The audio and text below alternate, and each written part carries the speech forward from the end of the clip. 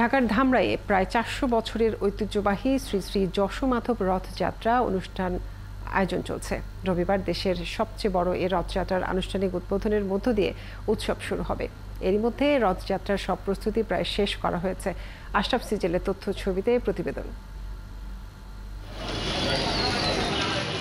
নতুন রূপে সাজছে 400 বছরের পুরনো যশোমাধবের রথ। রথ তুলির আঁচড়ে রথের সাজসজ্জার কাজ এরই মধ্যে শেষ। রথ টানার যাবতীয় প্রস্তুতিও শেষের পথে। এখন শুধু রথ টানার অপেক্ষায় দিন গুনছেন সনাতন ধর্মের অনুসারীরা।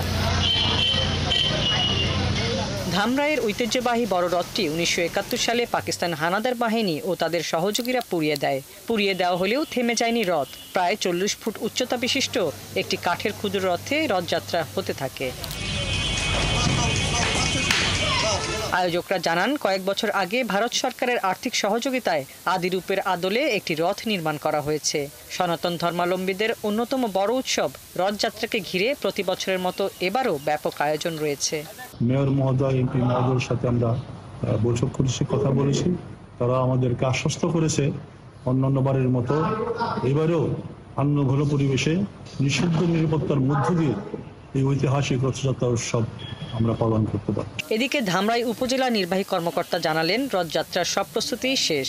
আর রথযাত্রা ও রথমেলার নিরাপত্তা নিশ্চিত করার কথা জানালেন পুলিশের এই কর্মকর্তা।